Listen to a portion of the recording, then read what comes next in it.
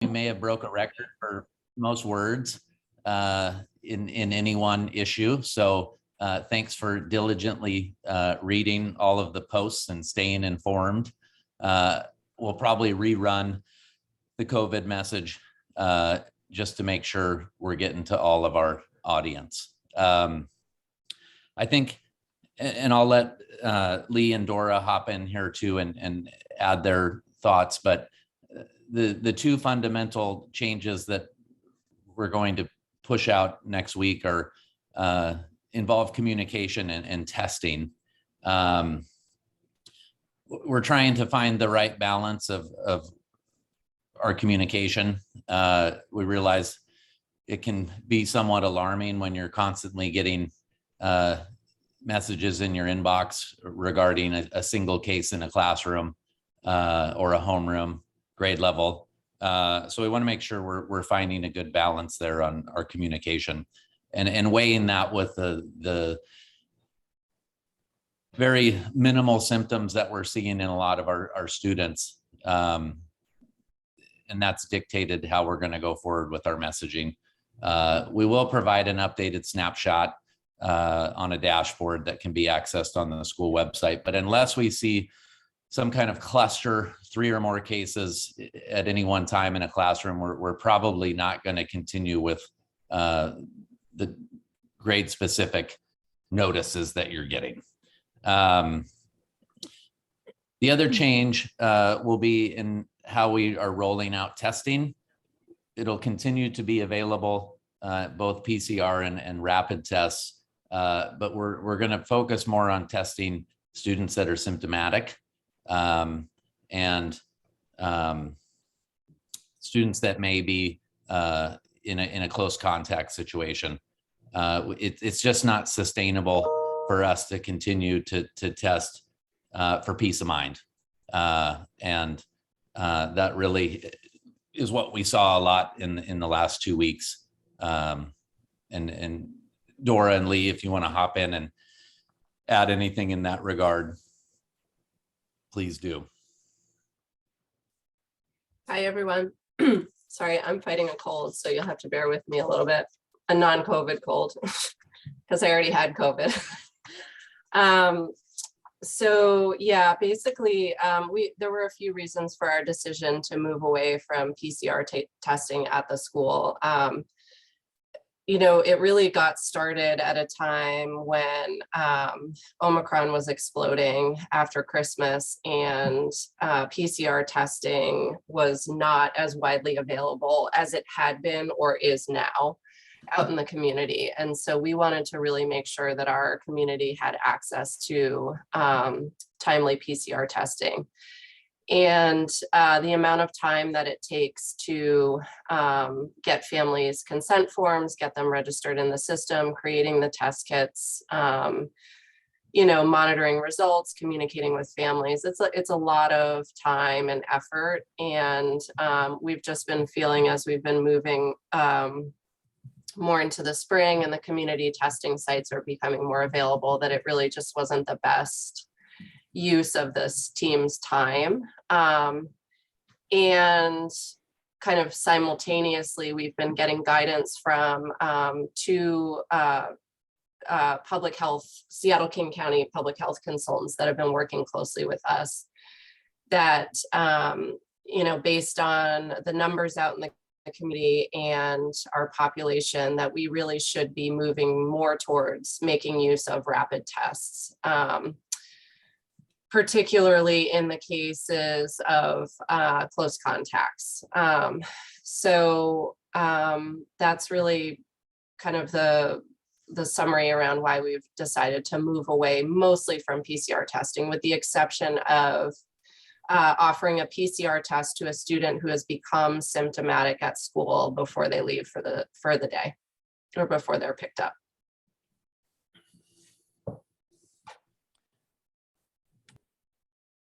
If anyone has any questions, feel free to pop them in the chat or just unmute yourself and shout it out. I have a couple follow-up items. Dora, did you have anything to add before I ask my questions? I think Pablo and Lee mostly covered it. I think one other thing to note, just in terms of our response going forward, is our goal is not to capture every single potential COVID infection. Our goal as a response team is to help prevent a spread throughout the school. And so that is in line with some of our decisions around that as well. It sounds like this is kind of what it looks like to move from pandemic to endemic, which feels probably a little weird to people given how we've treated this for the last 2 years. And so I'm anticipating there might be some discomfort for people. And so again, just thank you to the COVID response team for being open to questions and thoughts and explaining kind of how things work and why they work, because it is helpful. And I did find it helpful in News Views last night to really see that these are the choices that the school is making, but this is also coming from King County Public Health, which I think we're seeing this larger response and systemic response and moving into an endemic. Is there anything around spring break that should be addressed in terms of managing spring break? Anything at all? I think before we talk about spring break, let's talk about the auction. Oh, that was my next on my list. Go for it. and just in terms of COVID, Yeah. we are aware that people are thinking strategically about the auction and how that may affect their spring break plans. We really recommend and strongly recommend that those of you who are going to attend the auction, that you proactively take an antigen test before you come. We just really don't want a situation where we're jeopardizing anybody's attendance. And as you forecast ahead, perhaps your own vacations that you've been putting off for 2 years. So we really just want to be proactive, take a test before you come, gather the information that you need to make a educated decision to come to the event. And we all want to go. We want this moment for our school and our families and our community. And we want to celebrate and give to the school, but we want to do it safely. So spread the word to your class distributions and encourage that test before coming. And the school can provide test kits if you need. Can we, and this might have been in News Views and I might have missed it, can we add that note to auction communication moving forward, as well as News Views communication, which won't be until next Thursday, but just so that that is on people's radar? I'm not sure if D is on here. We'll have the Tuesday auction message that goes Okay. out, and we'll put it in there and Okay. continue to communicate that next week as we get closer. Okay. And then room We're not parents going can to go ahead ask and for add it as anything well. at the door or any kind of verification. We're just going to trust that you're going to do it. And we know you will. And perhaps as you come back from your spring break trips, that Monday morning would be a great time to do another assessment. And as you're traveling and gathering, when you come back, do a check-in and before you send the kids in. And we can provide kits too if you need them pre-travel. And just as a clarification here, I'm sorry, I'm just going to cut in, Sarah, because we just got done saying that testing without symptoms seems illogical at this point, but being proactive with our own personal rapid tests before large gatherings that could, cause a lot of spread, that is something that we can do to help, correct? This is, Alan, that you've just hit the nail on the head of really the one item that we keep kind of going back and forth with our public health consultants about, and there's no clear answer. I mean, it's kind of the best level of security that we can offer, and it's an imperfect level of security. Yeah, I mean, I'm just trying to head off the argument like, well, if we're already doing this, then we're already on that slippery. But I mean, Yeah.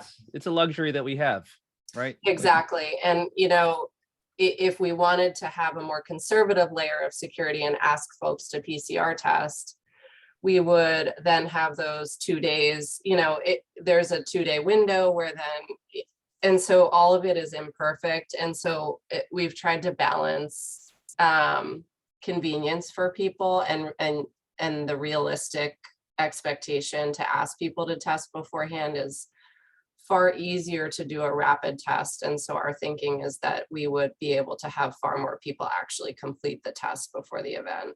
Awesome. But yeah, what you're saying is valid, and it's It wasn't a concern on my side. I think it makes perfect sense. But I mean, I get that it's an imperfect world, and we're Yeah. all trying to do our best.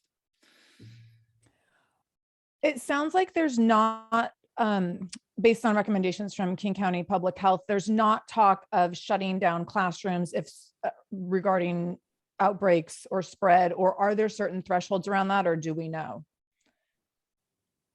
In terms of the actual guidance from Public Health and Department of Health, there are not specific requirements. So for example, when we had a cluster of cases last week, we were in contact with Public Health to help determine what we should be doing and what levels of protection we could put in place. And the way that we approached it was their recommendation of having a period of time, because we had a cluster of cases where those classes and grades masked for a period of time in the classroom. And then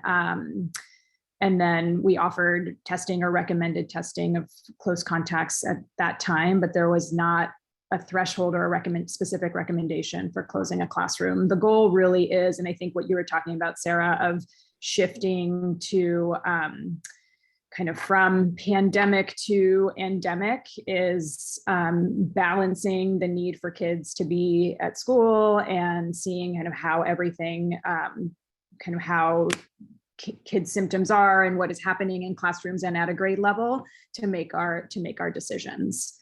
And every time, we were talking with Public Health multiple times a day, sometimes last week, and that was not a recommendation and has not been. And of course, we are in contact with them as we see how things go in the near future, but it's not been a recommendation or a requirement.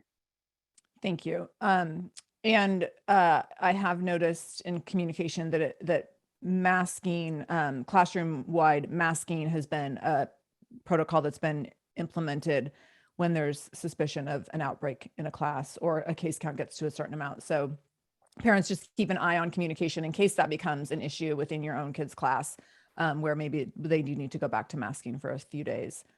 Madeline put a great resource in the chat that I want to point out if anyone doesn't have their chat open, about getting a second round of free tests from the state. And it sounds like you got 10, Madeline. Jackpot. So everyone just go to Madeline's house before the auction. And then Cindy, I see your question. So Cindy asks, masks are required at the auction, correct? It's my understanding that they are not. Can someone speak to that? I put in the chat there, it's a personal choice to Oh. mask at the auction. Okay. Thank you. One other question regarding the classroom communications and the individual cases and moving away from that. Will that be could you, instead of, I mean, I understand maybe that people don't want to receive those emails and that it's a lot of emails, but I mean, could there be somewhere that we go, like off of the St. John's website, to see, for me, it's, I find that information helpful, especially with ensuring that my son is, wearing his mask indoor, et cetera. In this case, he got infected, and so I find it helpful.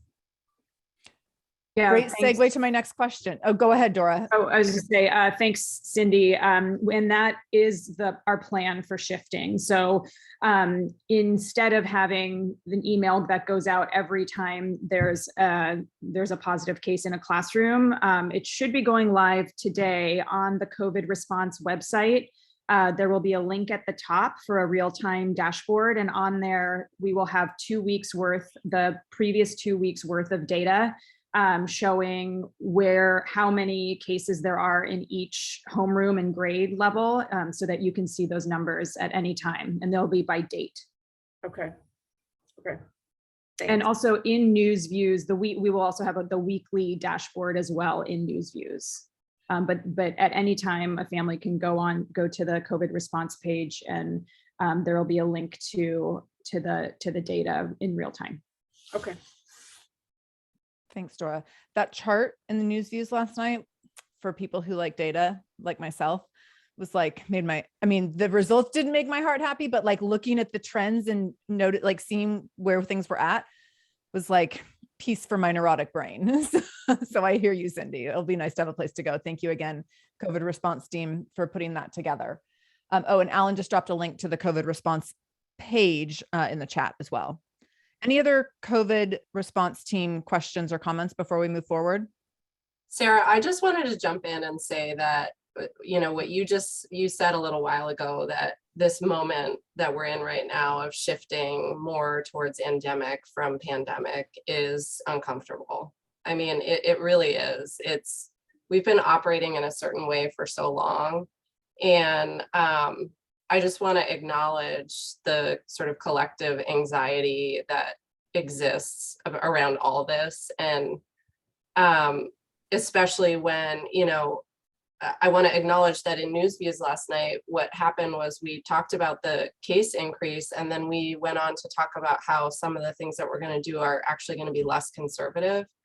And so that I want to recognize could drum up some anxiety for families. And I just want to reiterate that we are here for people, for questions, recommendations, suggestions, concerns. That email address is monitored by Pablo, Dora, and myself really regularly. And so we really welcome input from families and want to hear from you if you're concerned or having anxieties or questions or struggles.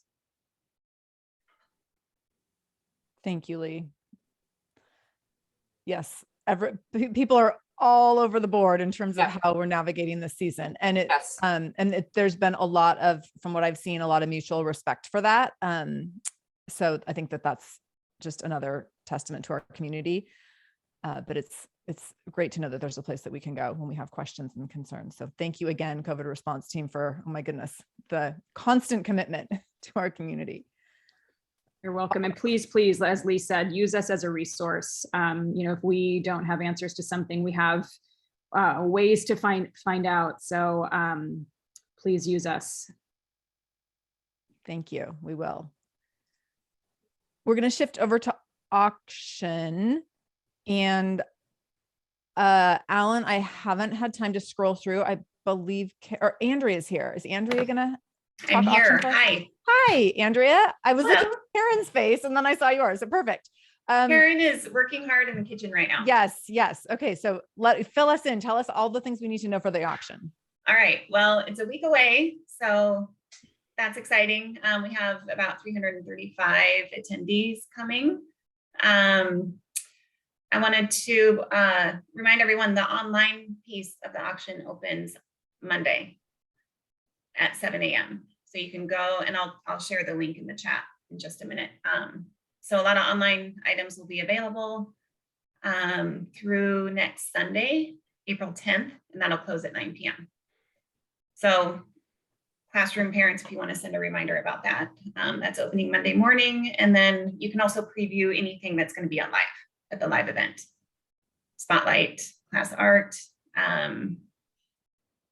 live items, St. John Cellar, which is our alcohol. And then speaking of class art, everything is displayed over at the Greenwood Library through next Thursday, I believe. Is that the 7th?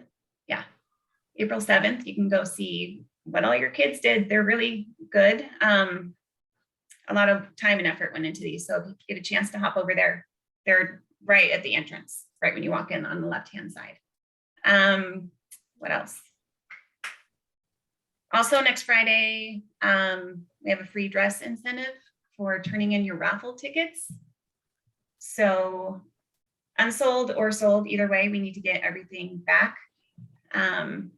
So if you've turned those in already, or if you can turn those in no later than April 8th, we get a free dress on Friday. And what else? Am I missing anything, Pablo? Well, I'd make a plug for this year's Fund a Need. Each We'll let you year, do that. we identify a project or something that could benefit the community, and it's a raise the paddle ask at the auction. This year, we are going to complete the full installation of a contemporary fire system. It's kind of the last building on campus that needs to be updated, and that's Egan Hall. And apropos to the theme, I think the equipment in there is from the 1950s. So we want to replace that. We'll need your support. And then in addition to updating the fire system, we're going to replace the bleachers in the gym. So it's a full makeover for Egan Hall, at least the beginning of a makeover. So look for that at Fund a Need, and there'll be a nice performance to kind of incentivize you to give and encourage you when you hear the power of love come on to stand up and join us in song. It's going to be some audience participation there, so we're looking forward to that. That was supposed to be secret, Pablo. Well, That was supposed to be I'm secret. letting out little You're letting little bits. bits. Yeah. All right, Pablo's really great in this performance too, you guys. If Alan's right there with me. If you want to read more about Fund a Need, I just sent the online auction link. It is posted. Basically, every page you go to on the online link, you'll see a Fund a Need button, and that's where you can read about it. And the Fund a Need, if I recall, is also live through Sunday. Is that right? Yeah, So so folks- people who aren't attending the auction, they can donate online, and then we'll also have it going on at live. Is it possible to get more raffle tickets? There's a question in the Yes, chat. yes, it is very possible. Just whoever needs more can contact me, fundraising, the fundraising email address, and we can get those out to you. Awesome. Thank you.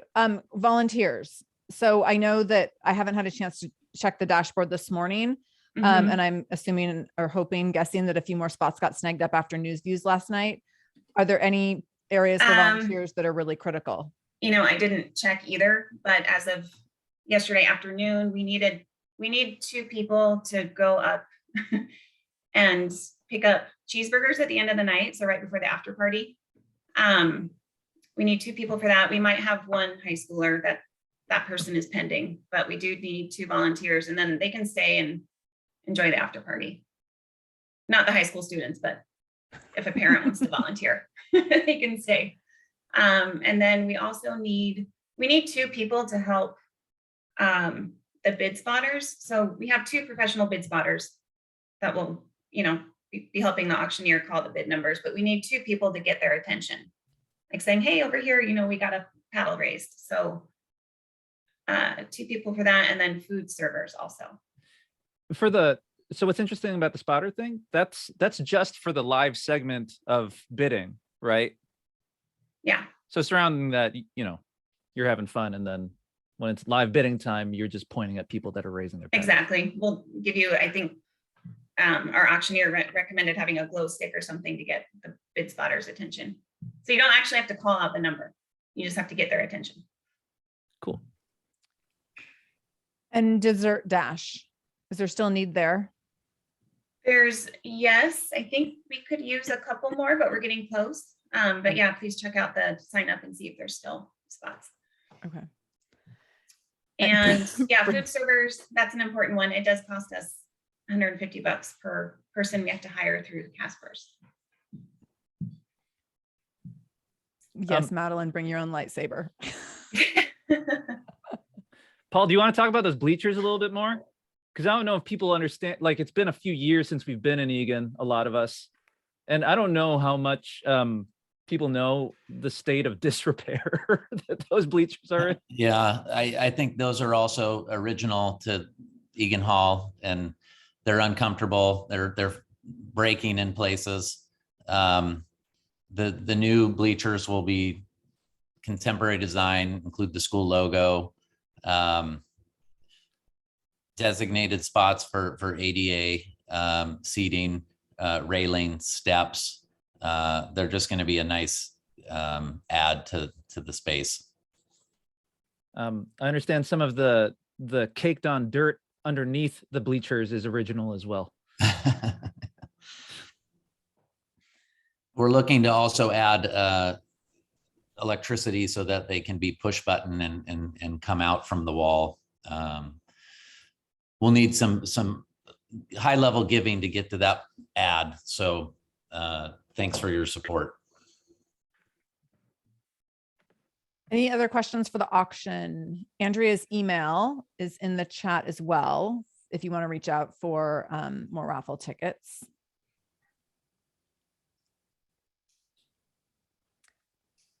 All right. Our next agenda item is our newly forming Centennial Committee for our Centennial celebration. So Sue Pierce yesterday emailed Alan and I some photos, and I was in a moment in my day where I was like, I can't open this. And then I was like, I'm just going to click on it really quick. And then I couldn't stop clicking because these photos were so incredible. And they were photos from 100 years ago, like what St. John looked like in 1923. The car parked in front of St. John in 1923 was incredible. Real estate listings around St. John in 1923, where any house was $3,000.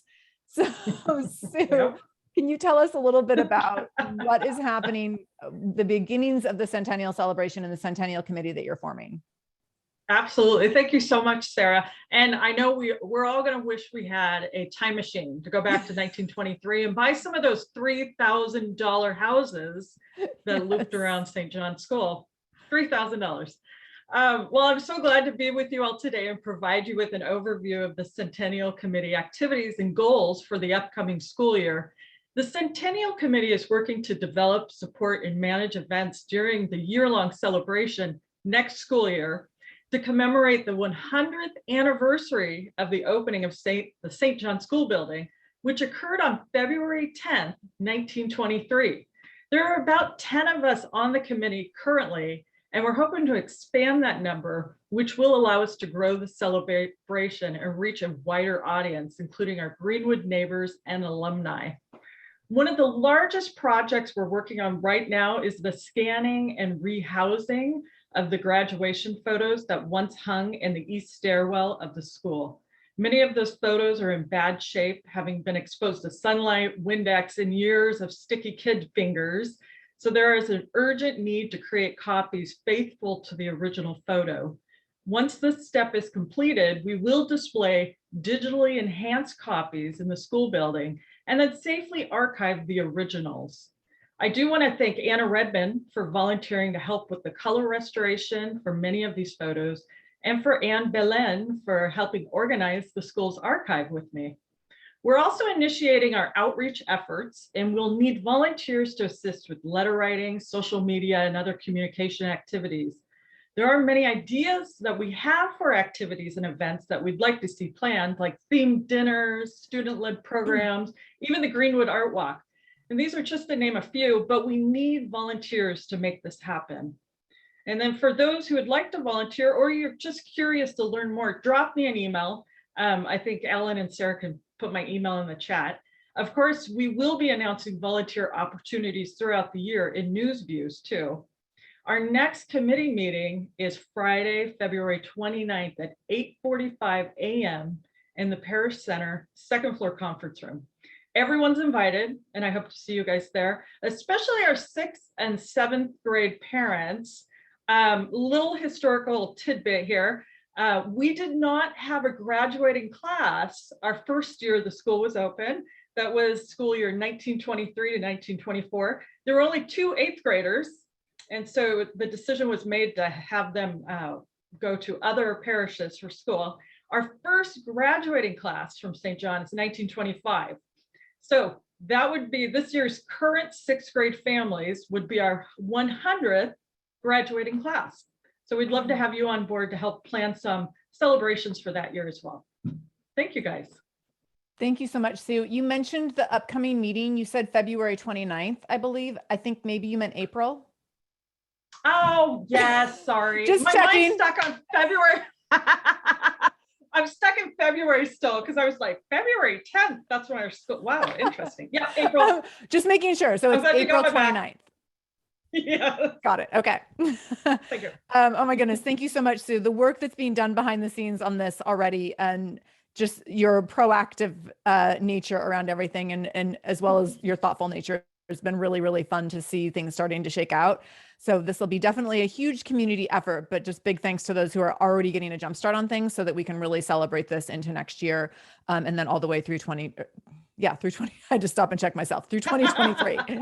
I almost said through 1923. So, Holy state. any questions for Sue?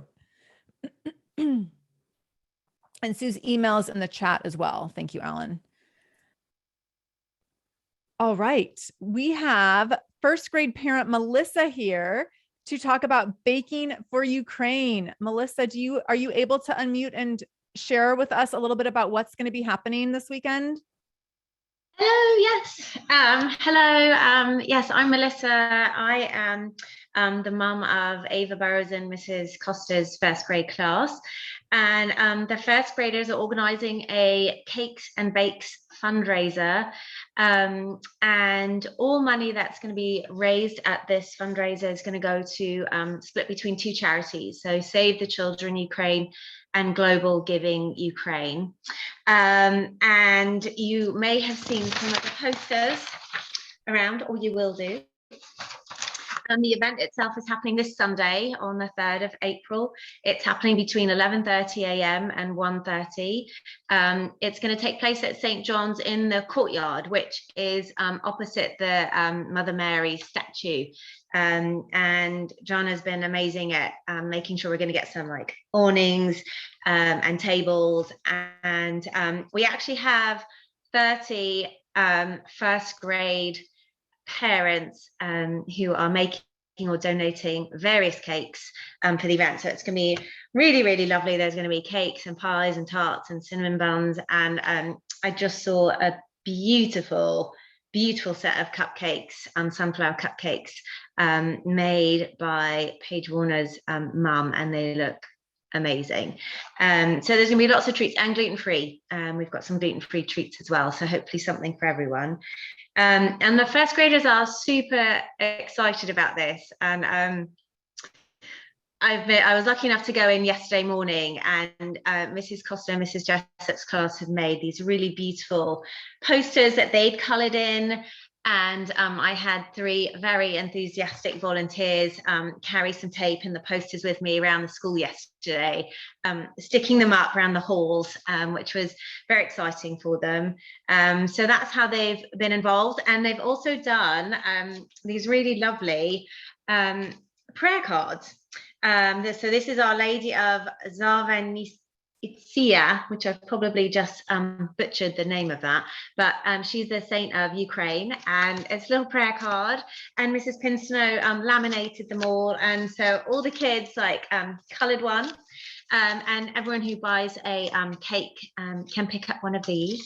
So they were all excited about that, and a lot of them are telling me they're going to be making cookies with their parents and coming along. So it should be a really, hopefully just a fun little event for everyone.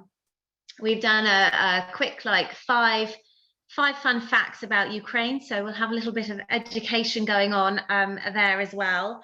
So do come along, come rain or shine. I've stopped looking at the weather because it's so changeable. I'm not looking anymore. We will be there regardless, and we hope you guys can share that out. I know you've all been amazingly supportive already about sharing this event out, but first graders are super excited, and we hope to see you there.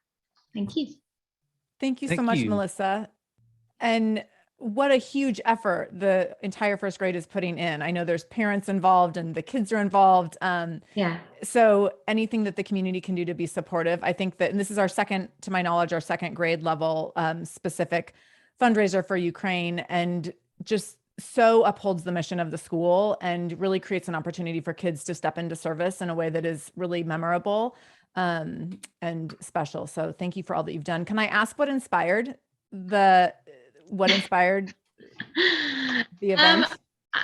I think I was just, we've all been watching the news unfold, and it's just kind of one of those things that you're just watching it unfold. And I just done an email just saying, St. John. I was wondering if something was going to come out in News Views a few weeks ago, because I know that part of the reason we've joined St. John was all the community outreach, and it's really important to us around realizing our situation and how we can help others in our community and look at things that and support in any way. And so I just done an email to Jonna and Principal Bernadette, and I was like, I just wondering if St. John was going to do anything like, a bake sale or something simple. And they're like, go for it. That's what happens when you have an idea. Yeah, and I actually do like baking and cooking and organizing little things. And the first graders are so sweet. They're just enthusiasm and excitement is just infectious. And it was like Jonna and Mrs. Costa and Mrs. Jessup were just like, yeah, let's do it. And I was like, all right, let's just pick a date. Did some posters. People got volunteered, and it was like, oh look, we're having an event. So there you go. It's it should be fun. I love it. I also think that in this, because we haven't had many, if any, opportunities to gather in the last couple of years. Yeah. The idea of just being on the playground and eating sugar and kids running wild is really exciting.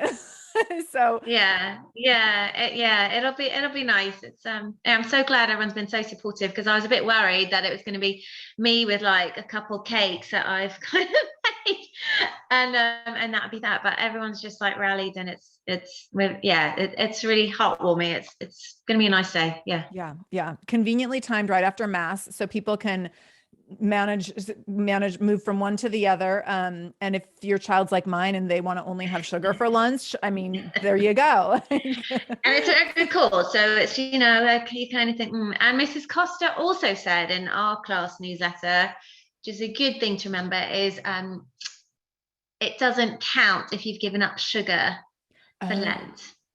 It doesn't count this Sunday. So because she obviously has some information that she would like to pass along, and it doesn't count this Sunday. So. Oh, I love it. So great. Thank you so much, Melissa. Hey, What a guys. great go ahead. Hey, this is Candace from fourth grade. Sorry, I'm on audio only because I'm painting a wall while I listen to this meeting. But I wanted to suggest that some of our teams, including the fourth grade, have volleyball games at this time during the bake sale. So if you could put one of those beautiful posters on like the west door into the gym, that will help us remember to come over after our game. Okay, perfect. Yes, and I've actually been reaching out to our coaches and the teams that are coming in this weekend. So I've sent an email out to the like St. Mark's, and I think we have Our Lady of the Lake coming in. So those coaches are aware, and I've told them to bring money to help support Ukraine, and that there'll be all sorts of goodies. Thank you. So yeah, that should be exciting. Lots of people coming. So fun. Thank you. Thanks again, Melissa, for spearheading this. What No a worries. what a Thank great you. way to get the community involved. All right. And lots of love for Melissa's mission, from Melissa and the first grade mission in the chat. So thank you, everyone. We have just two quick things left. So speakers, I'm laughing because every time we get on one of these calls, I'm like, we have some speakers coming. So today, again, I'm going to tell you, we have some speakers coming. So our process to bring in speakers continues to shift and be unpredictable. And so thanks for bearing with us. We're hoping to have a speaker on April 28th at 7 p.m. We're still working on getting approval from the Archdiocese. That takes some time. So it is important to us, though, that we bring in parent educators who uphold the mission of St. John, and we're working really hard to make that happen. So if you want to just like put a little TB, save the date, not TBD, save the date and TBD on your calendar for April 28th, we hope we can give you some information and make a speaker announcement in the next week or so around that. And then barbecue. We have a barbecue happening this year. Who wants to talk about it? Paul or Alan? Well, we're just making that date official, right? So June 10th we are go evening of June 10th. I know a few of us had baseball practice that evening, and we are canceling that now. Yeah, it should be a good time. Again, the VIP tent should be up. ESR will be hosting, as well as Chef Michael, and it will be on us to fill in where we can, wherever whatever we need to do to get it going, because it'd be really fun to celebrate outdoors in the warmth, end of school year. It'll be fun. We'll likely try to close down 79th Street and set that up as a buffet dining area. Have some activities for the kids. Really want to return to our traditions of starting and ending the school year with these great community builders. And we'll have a lot to celebrate when we get to the end of this one. And Alan mentioned a VIP tent, so you can bid on that at the online auction beginning April 4th. And that is yes, and that's a PA auction item. So the PA is donating the services that go with the VIP tent at the auction. So if anyone on the PA wants to bid on it, you will be served by Julia and company, who is leading the charge on that. And I know that in the past, when I've been to the barbecue and seen the VIP tent, it's like a white tent in the middle of the playground, maybe the middle of the street, a white tent somewhere with special seating and drinks and just extra special attention and goodies. So keep an eye out for that auction item. And then as well, Julia, if you need any support with that as we get closer to the actual rolling that out, we will definitely be here for that as well. Yeah, thanks, Sarah. I think we got some volunteers off of the last PA meeting, so I think you guys have those names. We're working on getting that for me. And yeah, the VIP tent, what you get, you get table service. You don't have to go stand in line for the food. And Chef Michael generally prepares some special dishes and appetizers for you. And then we prepare special drinks for the specific group, and the group gets to decide whether it's adults only or if they bring in families. So we kind of cater to whatever the group decides they want based on how they set up for themselves. We do special decorations, so any volunteers will help decorate ahead of time, and they also volunteers will help serve, and then they'll help clean up after. The winning bidders also get to help with the dessert bidding, or no, what is it? I think there's a dessert contest. There's a, don't we have, like, people bring desserts, and there's a competition on best desserts of the evening. So they get to taste all of the desserts, and we bring them to the table. They get to choose the best desserts of the evening. So it's really, really fun. It's in the middle of the blacktop.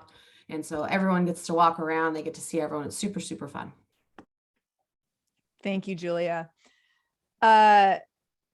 Will the Doc Brown and the Marty McFlys be performing at the back to school barbecue to honor the VIP tent as part of that auction package?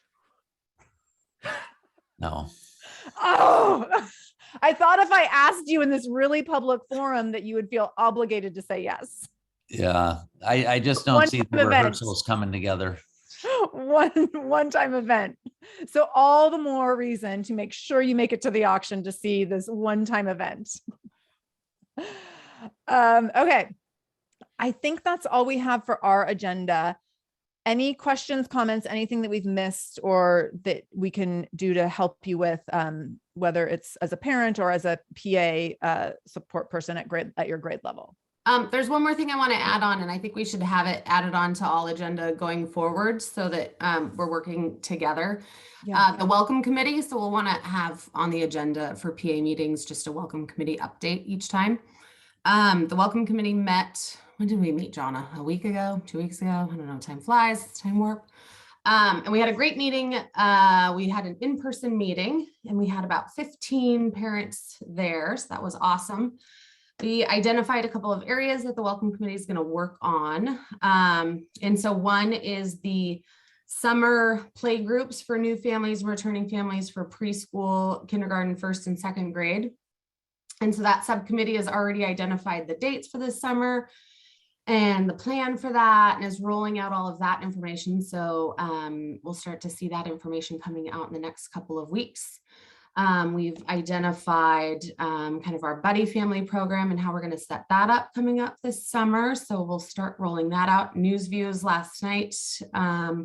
We had our call for new buddy families, and I've gotten a few requests or volunteers for that already lined up. And then John is working with the new families, seeing which new families are looking for buddy families. So that's coming together. And then we've started another subcommittee to work on what information new families need, and also returning families, because we're always needing more education. And what information is helpful to know how the school is running and where to go, and information needed, and how, uniforms and all that fun stuff. And how we can get that information to families without overloading them, not giving them too much so that nobody reads anything. And so we're working through that. And then we also have a committee now that everyone is ready to kind of get back together and do events and stuff like that. And what new events can we do, and what old events that we've historically done and now we're bringing back that we can support, that Jonna and admissions put on, such as Grandparents' Day and open houses, and how can we keep supporting our hardworking staff and help them accomplish what they already do and more without overworking them. So we've got all of that going on. Our next meeting is going to be on April 26th at 7:30. It's in I keep calling it the parish hall. Is that what that room is called? Is that what you call it? Admin building. Yeah. Admin building. So April 26th at 7:30, everyone is welcome. Whether you make one meeting or you make them all, everyone's welcome. So come learn more, join a committee, don't join a committee. We don't care. We love ideas. We're always talking about ideas. Do, don't do, listen, talk, all of it. So I think that's all I got for that update. Jonna, anything else? Yeah, no, thank you. Thanks to all of you who have volunteered. We are so grateful. And the new families coming in just are so excited to have a point of contact. So a buddy family doesn't necessarily mean you have to be their best friend and be with them all the time. It's just somebody that they can reach out to and ask questions. We do ask that you try to make one connection with the family, but we do have our summer play dates coming up, so that can be one of your connections. So thank you. Yeah, and we really need buddy families for anyone who has a returning preschool, pre-K, kindergarten, and first grader for next year. That's where I would say over half our new families are in those three. And then it starts to kind of peter out. I think we'll have 6 in second grade. So, and then it starts to peter out. But that's really where primarily we need a lot of volunteers to help guide those new families. So, thanks, Julia. Thank you. And a really quick, I just have been talking with some parents. If you have not, we are hoping to try to get as many of our families involved in our Amazon Smile program. And I mean, if your family is like our family, we use Amazon weekly in some capacity. And we are leaving a lot of money on the table by not signing up for that program. So I'm hoping to do kind of an educational information for our new families coming in to really get involved with the Amazon Smile program. But also our script program is also, and Diane, are you still on the line here? Our script program is now available in an app form. And Diane, do you want to speak a little bit to that? Because that is another great way, it's money that you're already spending, and just by using that app, you can, funnel a few more of those extra dollars to the school. Diane, can you tell us more about that? Yeah, we have updated the website for the script page, And basically the app, you don't have to, you can have cards mailed to you if you want a physical card.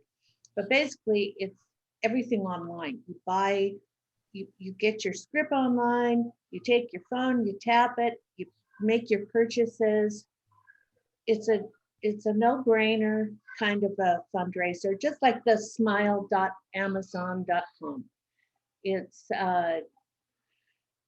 really an easy way to do this. We don't have to inventory anything. As in the past, we had to inventory, we had to collect the orders, we had to collect the payments. Everything's automated, it's all online.